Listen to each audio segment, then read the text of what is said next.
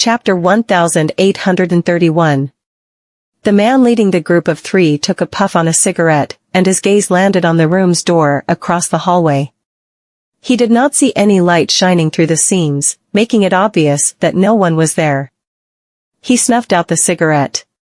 "Keep an eye on this whole floor for me and wait for them to come back. Remember, grab the woman first."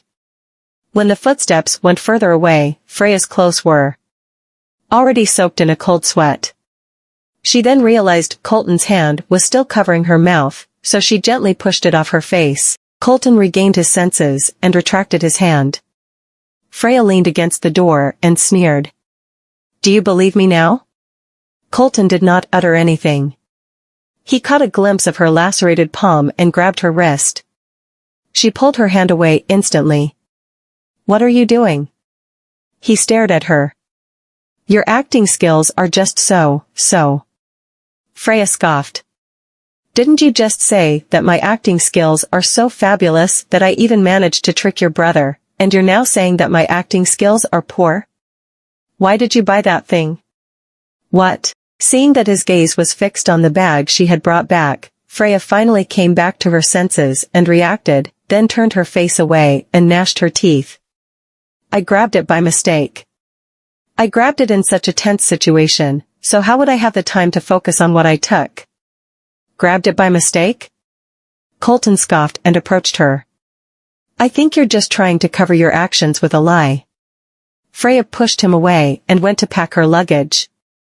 "If you have the time to mock me, you might as well think about how we can get out of this room." There were no lights in the room, and the interior dimmed gradually as the sun set and the sky darkened. The weather was hot, and the air conditioner was not turned on, so the whole room felt extremely stuffy. Colton opened the French window, and the sea breeze blew in through the window and made them feel a little better.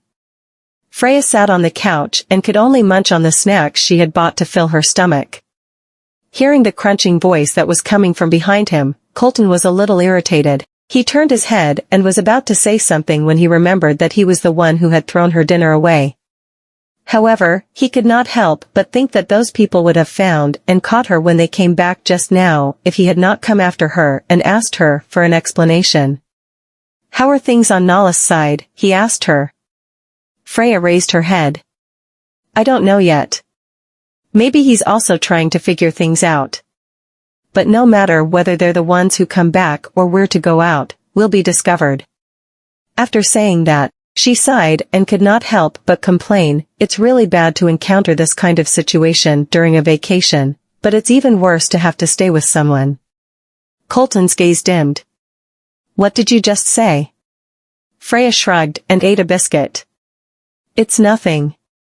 At that moment, in a hotel near their resort, Nole stood in front of the French window and called Edison. Edison told him something, and his expression turned gloomy in an instant. "Are you sure it's him?" Edison replied, "I'm sure. He's someone who works for Donald, but he colluded with Ken secretly long ago. Otherwise, Ken wouldn't have found that you had secret dealings with Donald and chosen to kill Mr. Reese in order to sow discord between the both of you." Knowles did not say a single word. "I was still wondering why Ken would have the guts to frame Donald through Jonah's death so that Donald would think that I was the one who challenged him. Everything makes sense now. It's because Ken had placed a spy right next to Donald. However, even up until the moment he died, I don't think Ken would have thought that his men would also be interested in Jonah Reese's inheritance. You're to arrange for a group of people to come over and be on standby secretly. It's known that they've sent 3 men here.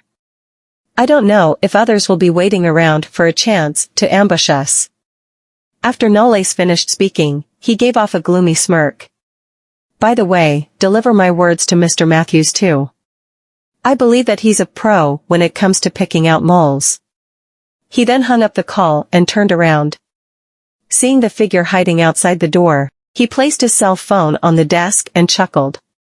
"Someone was found out when she stole a glance the other day, and she's been discovered again while eavesdropping this time. You've not grown at all, huh?"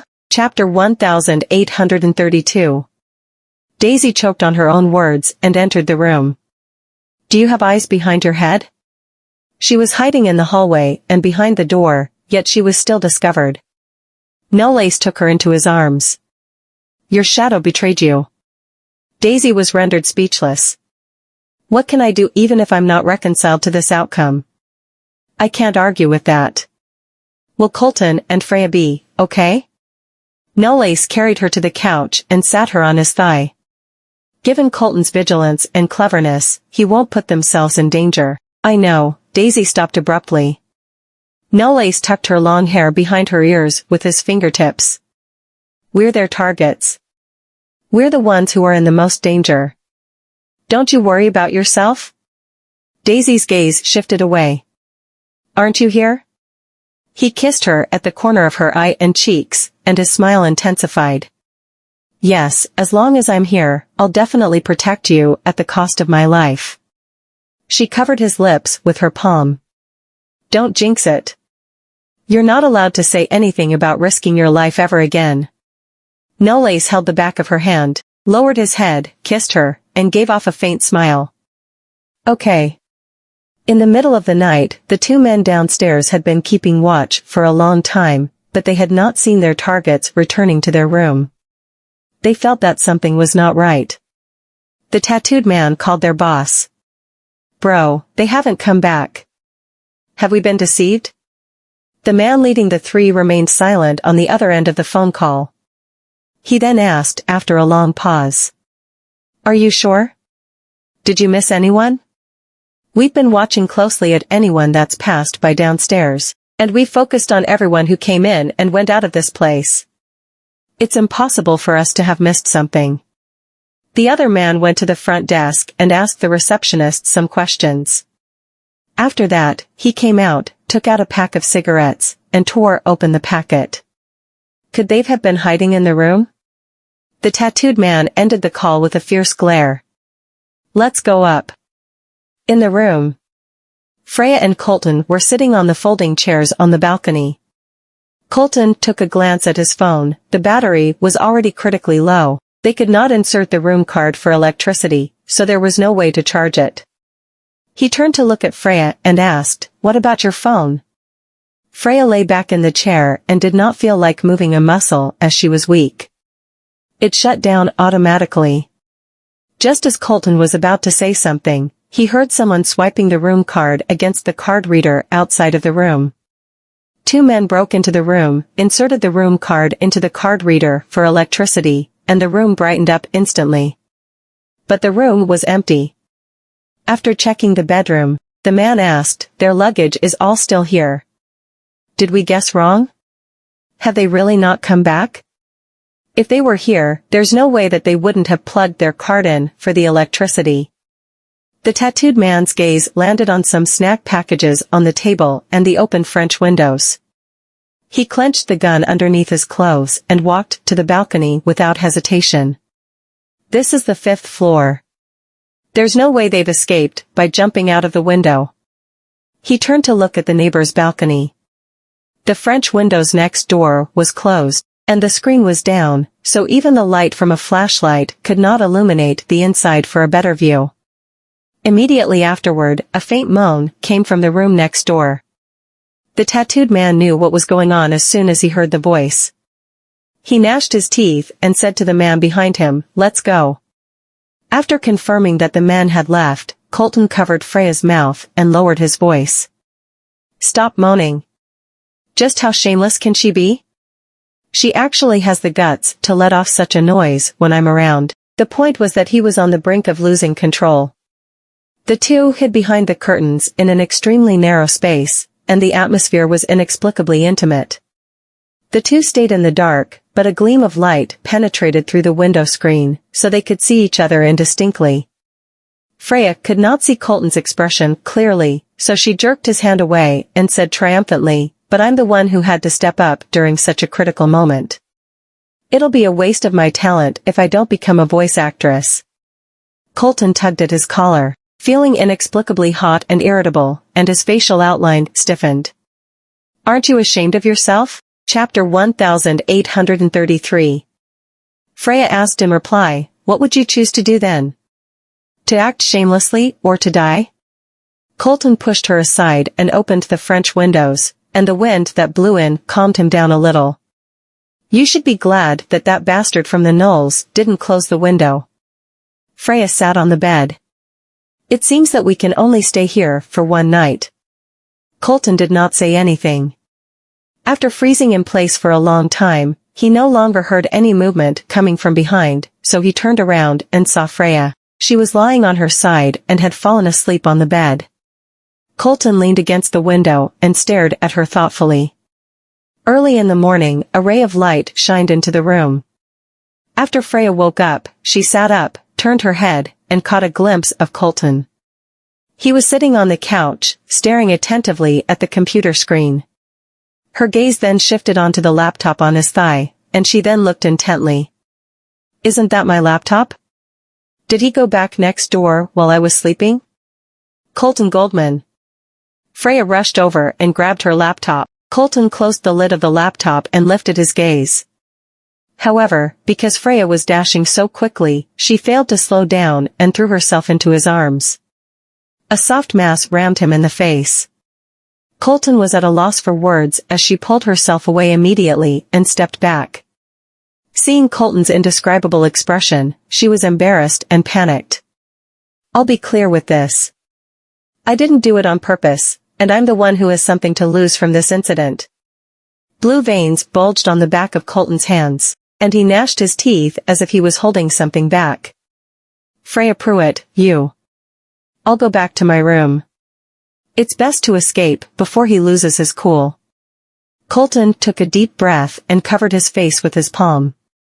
Freya did not realize that his entire face, including his ears, were all flushed. Knowles and Daisy did not return to the resort until noon. Freya and Colton sat alone in two corners of the room, and the atmosphere in the room felt very strange. Daisy could not help but ask, Colton, Freya, are you all right? We're fine. The two responded in unison, looked at each other, and quickly turned their heads away. Daisy was puzzled. Colton changed the subject immediately. Aren't those people watching us? Knowles stood in front of the French window and turned sideways slowly. No, and I've arranged for someone to keep an eye on us from the shadows.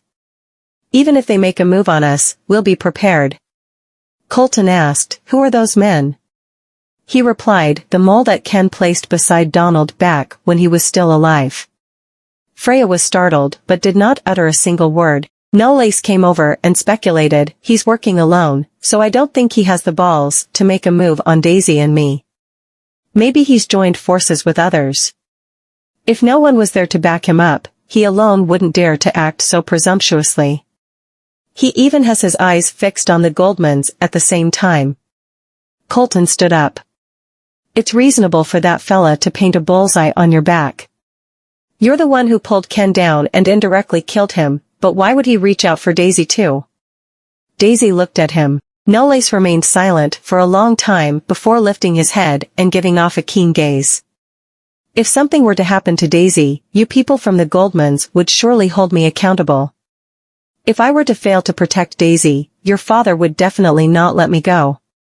It doesn't matter if I lose power or status. The Goldmans coming for the Knolls is what they want to see. Colton narrowed his eyes slightly. This bastard's analysis sounds reasonable and legit. If something were to happen to Daisy, Dad would definitely rain fire and brimstone on him. So, the other party wants to use this incident to force the Goldmans into going after the Knolls. This scheme will only cause the Knolls to bleed big time. After all, the Goldmans would have nothing else to lose after losing a daughter. But after going through so much trouble, their objective shouldn't be as simple as to make Knowles lose power. But what if Knowles were to die in this accident too? Freya's words attracted the gaze of everyone present. The atmosphere in the room turned awkward in an instant. Freya raised her hand to stop anyone who was about to speak up and explained, I'm just giving an example. What you just said is that the other party wants the Knolls to lose power. If that's the case, they should only focus on kidnapping Daisy and Daisy only. But think about it, their target has always been the both of you. Chapter 1834. Colton crossed his arms. You actually have a brain and know how to use it. Freya choked on her own words. Unlike you, you're just all mouth. Nala's sudden peal of laughter interrupted the atmosphere. I'll definitely be fine. If their goal is the two of us, then their objective is nothing more than to capture Daisy and me together, then kill Daisy in front of me. And if I were unable to do anything to salvage that, that would anger the Goldmans even more. Daisy is my girlfriend. Being unable to protect my own girlfriend is the key that will make the Goldmans furious. Colton walked up to the window with a sullen expression. No matter how things will turn out, all we need to do now is to find out who's the person behind the curtains. In a location not far away from the resort, a van was parked at the roadside. The man sitting in the driver's seat was smoking a cigarette and staring at the entrance of the resort. He did not take his eyes off the entrance until a young man and woman, who were wearing sunglasses and masks, dragged their luggage to the entrance and boarded a taxi. The man cross-checked their attire, confirmed that Nolace and Daisy had returned, and drove quickly to catch up to the taxi. The taxi drove toward the city. The van behind them accelerated, chasing after the taxi until both vehicles arrived at an intersection, where the taxi was forced to pull over. The three men in the van got off and knocked on the taxi's window. The driver lowered the window halfway and asked alertly, "What do you think you're doing? Cut the bullshit and get out of the car." The driver was dragged out of the car by the tattooed man and pressed against the car's hood. The driver had a gun pointed at his forehead and did not dare to move. The two people in the back seat also came out of the car and raised their hands cooperatively. "Are you the Goldman's precious daughter?" The man walked up to the woman and reached out to pull off her mask and sunglasses.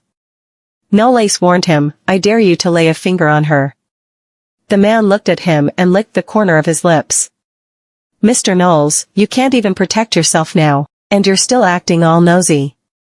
After pulling off her mask and sunglasses, the man was stunned when he saw the woman in front of him. "Why is it you?" Freya smiled. "Hi, we meet again, completing the mission. She asked us to make a move on you and the daughter of the Goldmans, and we must make sure that the girl dies right in front of your very eyes." Nolace and Colton exchanged gazes.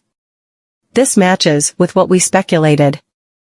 As long as Daisy dies right under Nala's nose, the Goldmans will never let him go. Zenovia's plan will not only get rid of Daisy, but also retaliate against Nolace through the Goldmans. It's conceivable that this woman is even more scheming than Lisa. At Rocky's private villa, two people sat in the courtyard and enjoyed afternoon tea comfortably. Zenovia stared at the black tea in the cup. "I'm afraid that their vacation date will turn into a horror movie." Rocky smirked. "Aren't you worried? That kid from the Knolls might not just sit idly and watch the daughter of the Goldmans die."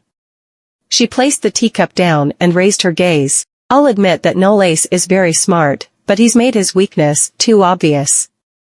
They didn't even bring any bodyguards on vacation. Can he deal with those three thugs alone? Even if they're lucky enough to escape that, I won't let them return to the city safe and sound. He is a man of means and has a very high IQ, and I'll even admit that he's a magnificent man.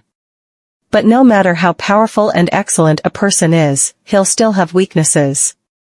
Ever since he told me that his bottom line is Daisy Vanderbilt, he exposed his weakness. They only care about themselves at the resort. How would they know that danger is coming their way?" Chapter 1835. Nolace asked Edison, who was disguised as the driver, to pull the man up. He then grabbed the man by his jawline and lifted his face up. His eyes looked extremely gloomy. "May I know who Mr. Wansell is working with?" The man avoided direct eye contact subconsciously. "I don't know what you're talking about." "It doesn't matter. Even if you don't tell me now, I've already found out about the person who's giving you orders from behind the curtains. You're welcome to continue to keep their identity a secret for them." Nolace smirked, but there was not even a hint of hilarity in his eyes. "If you had only offended me, I'd be able to forgive you right here and right now. But you've offended the Goldmans. I don't think even your master can save your *SS from the deep shit that you're in. The leader of the gang shivered slightly. We must deliver the results after we've gotten paid. However, now that the mission has failed, going back might not be the best thing to do too. However, he seemed to have made up his mind and was mentally prepared to face the consequences of his failure as he kept his mouth shut and refused to speak from start to finish. Nole saw that he was a tough guy, and his gaze was filled with admiration. Okay, I'll admit that you're a man. He let go of the man's jaw and stood up. Even if you don't sell that person out, someone else will. A man in black brought the tattooed man and the other man forward, pressed their arms against the ground, and another man in black took a small axe out of the trunk. Before the tattooed man had the chance to make a sound, the man beside him had already screamed out loud in fright, "Don't! I don't want to die. Please let me go. I'll speak. I'll tell you everything." The tattooed man gnashed his teeth. Just shut the *CK up. I don't want to die. If you want to die, be my guest. I'm only doing this for the money. I want to live. The man underwent a mental breakdown and burst into tears. The tattooed man gave up struggling. He had no choice since the person he worked with was a useless piece of shit who was afraid of dying. Nolace waved his hand and asked someone to bring the man forward. Then I'll give you a chance. The man trembled. Ms. Livingston is the person who hired us, and Mr. Wansell is just the person who helped her plan everything from behind the scenes. Daisy was stunned, while Colton's expression could not help but turn gloomy. It turns out to be her. I won't lie to you. I wouldn't dare to do so. The man had a strong desire to survive and gave up every single piece of information. She said that she'll pay us $100,000 after completing the mission. She asked us to make a move on you and the daughter of the Goldmans, and we must make sure that the girl dies right in front of your very eyes. Nolace and Colton exchanged gazes.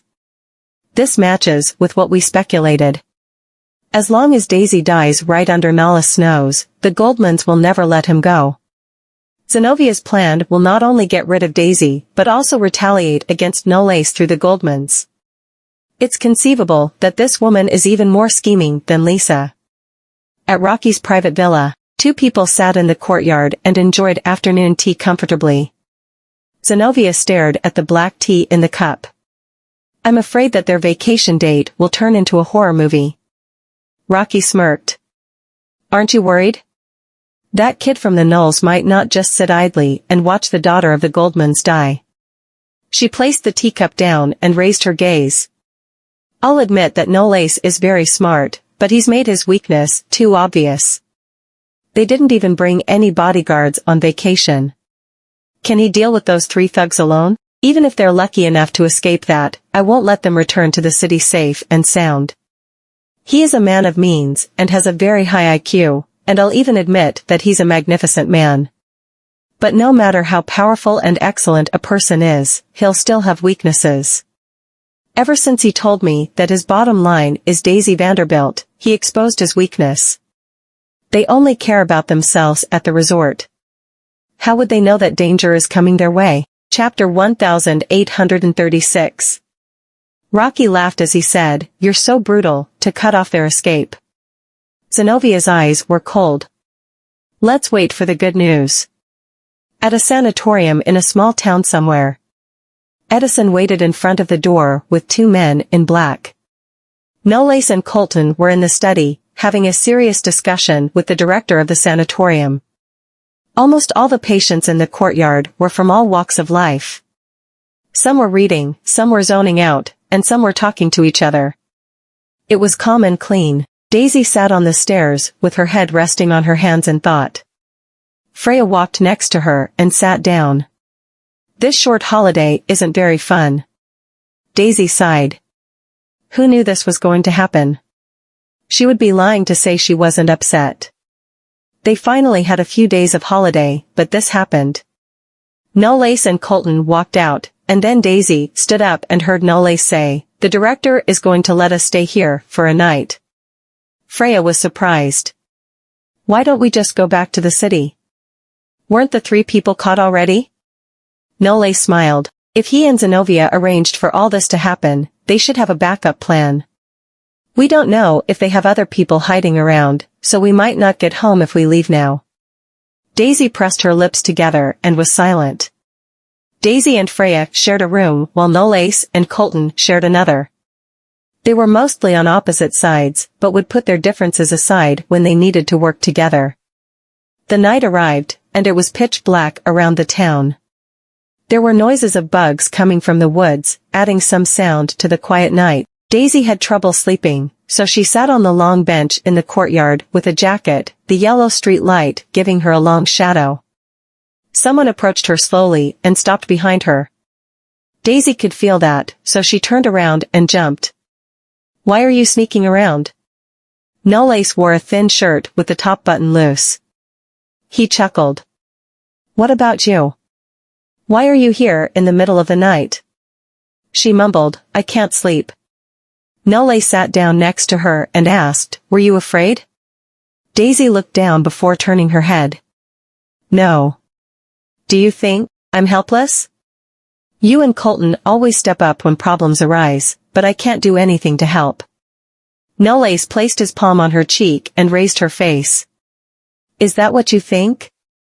She pressed her lips together and didn't answer. Nolace ran his finger across the corner of her eye and stared at her. Daisy, I wish that you're always innocent like this, because no matter what happens, I will always be by your side, protecting you, and you just need to be yourself. Being that smiley girl without a care in the world. Daisy leaned into his chest, so Nolace hugged her and kissed the top of her head. Nolly, she called. Nolace nodded. Do you know the director of this place? He seemingly was surprised, and his eyes grew dark. I stayed here before. Daisy sat up and looked at him in shock. You were at a sanatorium. Nole smiled as he replied, car accident. I was sent here for almost half a year. Daisy suddenly recalled something, lowered her head, and didn't speak. She had almost forgotten he had lost his memories in a car accident. Do you remember anything? Chapter 1837. Nolace looked at her and asked, do you wish that I could remember? Of course, there are debts to settle, muttered Daisy. He leaned in closer. What debts? Daisy looked away and said, I won't tell you. He smiled. All right, just keep it in mind. I'll accept any punishment for that. Daisy chuckled. I'm not going to punish you. You'll feel bad. She got up and cheekily said, yes, I will, so you're not allowed to sleep with me anymore. Nolace paused before chuckling.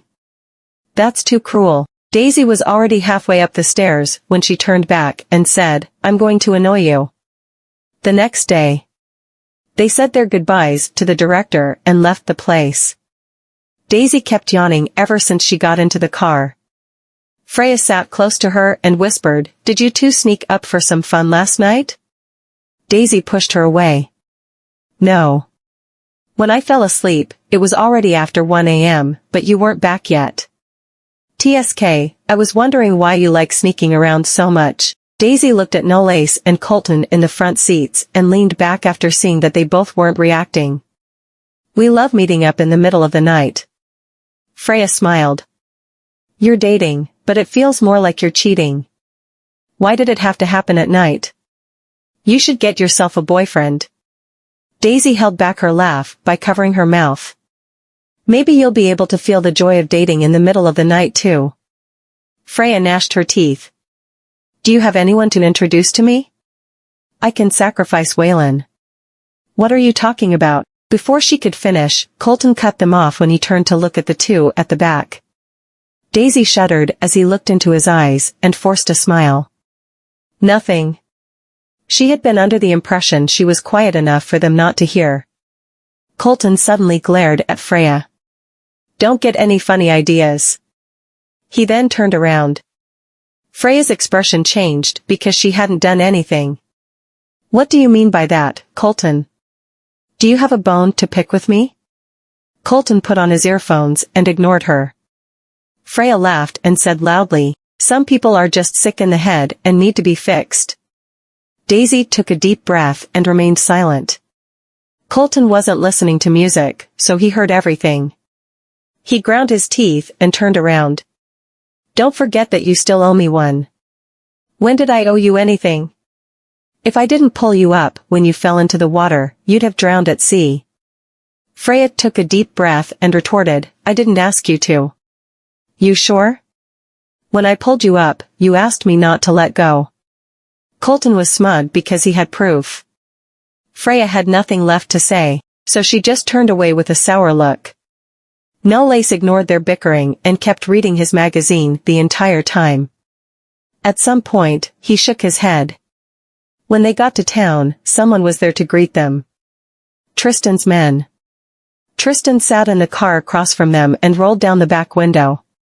Knowles stopped in front of the window and greeted him. "Uncle Tristan." They had come in an unremarkable normal car to lay low. Tristan looked toward them and said, "It's great that you're back safe. The criminals have been handed to the police. As for Ms. Livingston, your mom said she will take care of her." At the Sunrise Hotel, Chapter 1838. Zenovia was waiting for news and made a few phone calls, but none of them went through. She sat on the couch with a pit in her stomach. Suddenly, the door opened, and the server came in. Zenovia stood up and wanted to say something, but saw Diana showing up with some men, so her expression changed. "Mrs. Knowles?" Her guards went up after seeing the people. "What's the meaning of this?" Diana sat on the couch and said, "You don't need to ask me what you've done." Zenovia tried hard to remain calm. "Did she find out? And the calls that never went through, were they caught?" Zenovia tried to remain calm. "I know you have a bone to pick with me, but I don't know what I've done to make you so hostile toward me. Why are you so annoying? Aren't you self-conscious?" Diana stood up and went straight to the point. "You think your plans would work by putting my daughter in law and danger to force my son to compromise? You're pathetic." Zenovia shook with anger. "I'm pathetic? Knowles tried to get to my family first, so what if I did anything to him?" Diana gave her a tight slap which made her face turn. It left a red mark in the shape of a hand. Zenovia touched her face and looked at her in shock. "You slapped me. You asked for it. Do you think my son is going to let your family walk over us, Knowles?" Diana continued confidently. "Even though I married into the Knowles family, I have the royal family of Yarrimer behind me. You're just a foreign guest causing trouble in our country and bringing harm to a royal. Let's see if your family will save you from that crime." A few police officers walked in, and Zenovia's expression changed. "You dare touch me? Don't forget that the Livingstons are descendants of the royals in Hanniston. Are you trying to start a war?" Diana laughed. "Yes, the Livingstons are descendants of royals, but Hanniston isn't a monarchy, so your family is at most high society. Can you take over the affairs of the country?" Zenovia froze on the spot because her hopes had shattered. The Livingstons were descendants of the royals, but they were no longer in power in Hanniston. They could no longer be called royals and could only ride on their ancestors' coattails. However, what the Livingstons had more than others been money. In her country, she would be able to enjoy glamorous treatment. However, all was lost now. Her father was in prison and wouldn't be released, while her uncle held all the power, so she would have nothing if she went back. The officers took her away. A group of reporters waited outside the hotel. Once they saw the police bringing Zenovia out, they rushed forward. "Ms. Livingston, we heard that you were involved in the attempted murder of Ms. Vanderbilt and the king's grandson. Is that true?"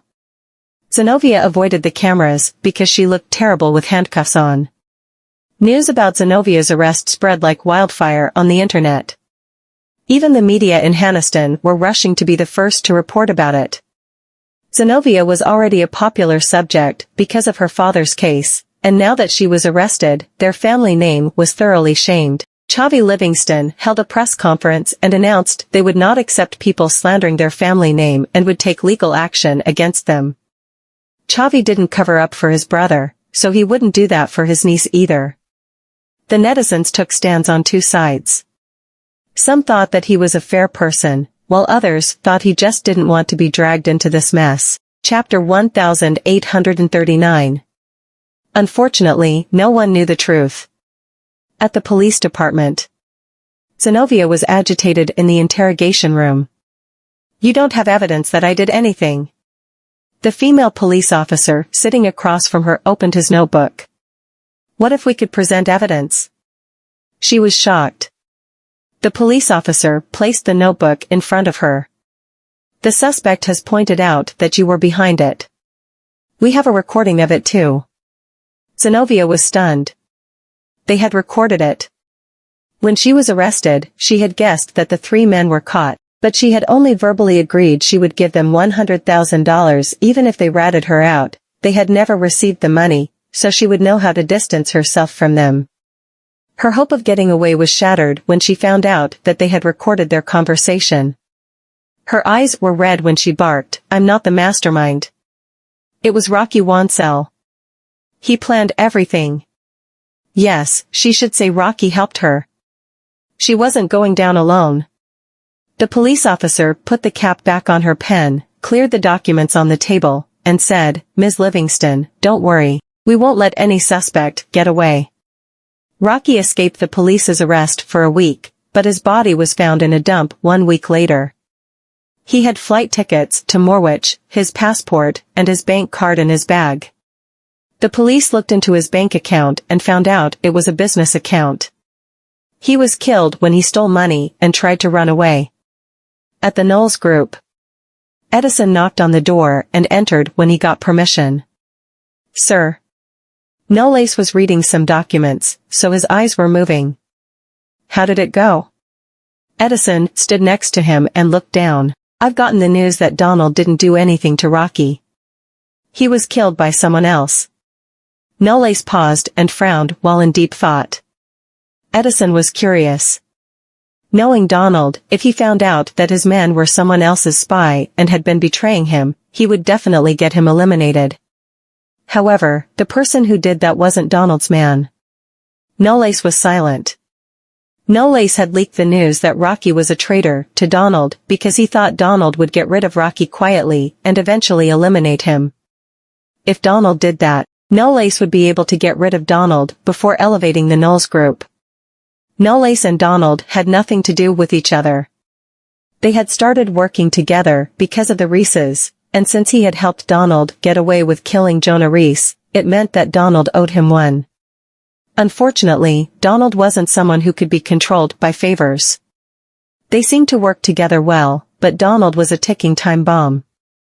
They had a conflict of interest, and since the Livingstons were Donald's target, Juno was an important person to maintain his status quo. Juno had been sent to prison, and even though Zenovia was the one who had reported him, Donald was probably just going with the flow, given his cautious personality. Donald was very wary of Knowles.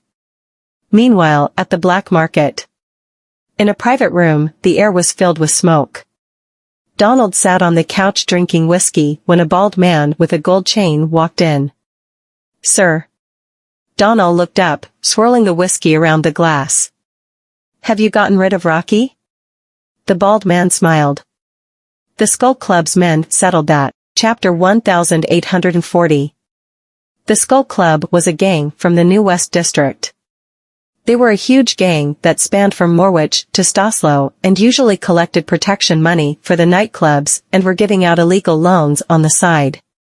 The club was made up of outlaws who would do anything as long as the price was right. Most importantly, they wouldn't betray the people who hired them. That was their rule. Donald chuckled, then slowly drank his whiskey. "Great, Bear, get someone to follow young Mr. Knowles around." The man named Bear was curious. "Young Mr. Knowles? Aren't you working together?" Donald kept his eyes on the glass before looking back. "There's no such thing as a long-term partner. I don't trust him." A week after Zenovia was arrested, she was sent back to Hanniston for her trial. She was sentenced to 5 years in prison and 2 years of probation because of attempted murder. She was barred from leaving the country forever. She went from a highly regarded upper-class lady to a convict. She lost her reputation and fame all at once. After a month, autumn rolled in. At the Hathaway villa, Zyla poured homemade milk tea for Daisy. "Have you stopped going to college?" Daisy smiled. "I've finished my thesis, and we're done with finals. I'm at the top of the drama, theater, and film department." That would mean that if she wanted to graduate now, she just needed to apply for it. She had the freedom to attend classes or not. Zyla raised her eyebrows. "Oh, the top of your class. Our girl is doing very well. I'm guessing you're going to get into showbiz? If you want to get into Dorywood, I can speak to your Uncle Yorick." Daisy paused and looked down. Zyla looked at her and asked, "What's wrong?" I want to go back to Bassburg." "Aren't you going to get engaged to that Knowles boy?" Zyla was curious. Daisy pressed her lips together. "I know, but I don't think Dorywood is right for me yet. I should go back and train myself first." Actors from all over the globe worked at Dorywood, the A-listers. If she joined them, even though she was a foreigner, she would be able to do well with the Goldmans and Hathaway's connections. However, she wouldn't have worked for those opportunities, so people wouldn't respect her. Zyla understood. She put the glass on the table and said, "That's true. Everyone wants to be acknowledged and not get somewhere because of their family. But Daisy, if you choose to join the industry, you'll get attention because of who you are. The media will zoom in on all your actions, and no matter if you get where you are because of your family, people will still have comments about you." Daisy looked at her in silence. Zyla asked, "Even if that's the case, would you still want to join the industry?" Daisy took a deep breath and nodded. "Yes." Zyla smiled. "You'd never have to worry about money even if you never worked a day in your life. Your family fortune would be enough for you to squander for as long as you live." Daisy shook her head. "No, I'm an adult now. I have to earn my own money. But you will be bullied in the industry." Zyla rested her head on her hand and added with a smile, "I've been there before, so I know. The competition is high. A bunny like you would be devoured if you didn't have a good background."